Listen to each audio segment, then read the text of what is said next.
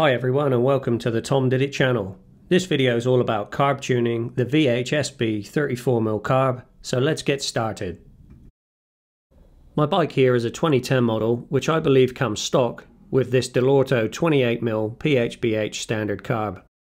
In my last Aprilia video published a few months ago, I restored an old VHSB34mm model to factory settings and then installed it on this bike. Off camera, I've since been for a few small rides around the block and found the bike has lots of power but has a famous stutter around 6,000 to 7,000 RPM. A viewer of the channel commented on the last video and predicted that this might happen, as the stock needle can sometimes let too much fuel through the mid-range and create a rich condition. To lean out the mid-range mixture, they invited me to try this guy. It's a chunky K21 carb needle. To find out more, let's geek out on the workbench and take a closer look at both needles. Research online suggests the factory needle is a K57, which is a darker coloured needle that I'm holding here. I'm not sure how this will look on camera, however when you hold and compare the two needles, I can physically feel and see the shiny K21 needle has thicker dimensions.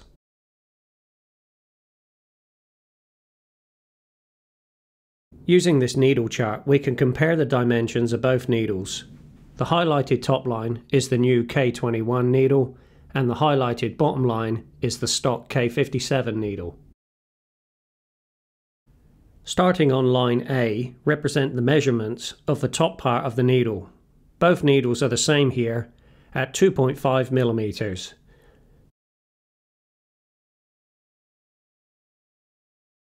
Line B represents the needle tip dimensions. This is where I get the biggest change and the most adjustment. I can see here that the K21 has a larger tip than the K57. 1.8 millimeters on the K21 compared with the 1.4 millimeters on the stock K57. This larger tip combined with different clip positions should slightly restrict the overall fuel flow and lean out the mixture throughout the mid-range. Line C represents the needle taper on both needles. Put simply, as the throttle is twisted and cracked open, the needle will rise and the shape of the taper allows fuel to flow from the main jet. That's all I'll say about that, as both needle tapers are almost the same. To help with the tuning, I'm equipped with a couple of smaller pilot jets. These are a B35 and a B32. These may come in handy if I need to lean out the idle circuit, but let's see. I also have this bag of main jets ranging from 150 all the way up to 185. These will be used to adjust the mixture at wide open throttle. Last but not least, I have these new BR8 ES spark plugs. I always use the 8s because they suit my riding condition. Also, I like to start any tuning with a new plug. I may also want to do a plug chop.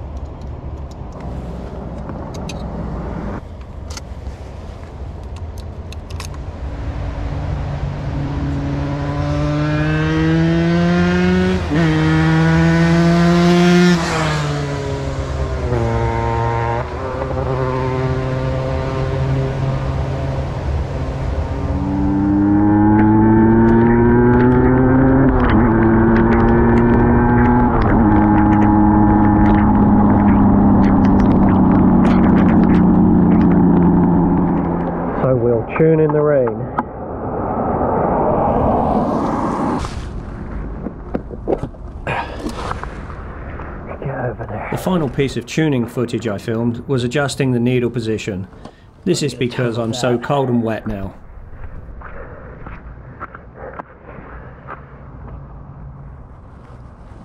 So I can dry off a lot of this stuff. I'm obviously tuning this bike by the way it feels and sounds. Having ridden the bike for 3 hours now, it feels to me that there's a very slight intermittent stutter around 4,000 to 5,000 RPM as I twist the throttle. Otherwise, the bike feels perfect with no strange noises. By lowering the needle from the top leanest position to the second position, it will allow more fuel to rise from the main jet earlier, creating a slightly richer mixture earlier in the RPM. I can confirm this made a difference, as off camera I actually lowered it another notch to the third position.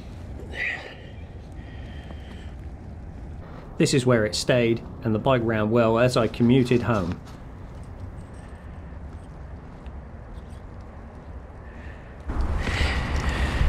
Man, I'm freezing.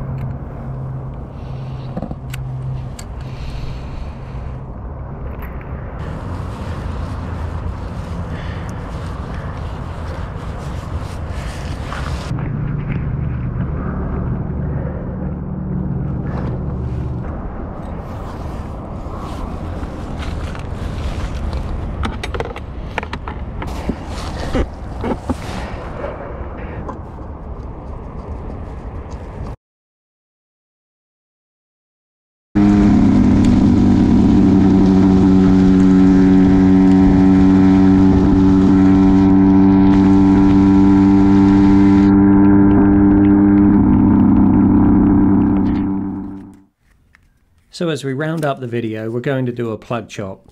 A plug chop is a great way to read the air-fuel ratio at a specific throttle position, and in this case I'm testing the main carburettor jet at wide open throttle. Before cutting the threads off the spark plug and take a look inside, I'm checking over it to see if there are any signs of pre-detonation or excessive burn marks. Fortunately, it looks okay.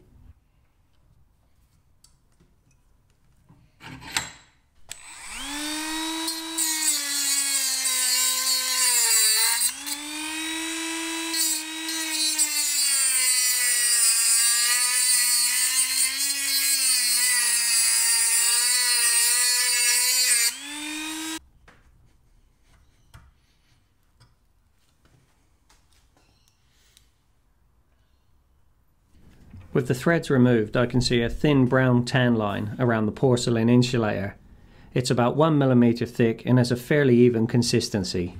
I'm not sure how this looks for you and the device you're watching it on, however the line looks a little light for me. However, had I held the throttle open for a few more seconds, I think the brown tan line would have been ever so slightly thicker. With that said, I'm going to keep the 160 main jet. My final settings will be posted in the description below, so please feel free to check them out. That's it from me. Thanks for tuning in and watching the Tom Did It channel. I hope you enjoyed it. Bye for now.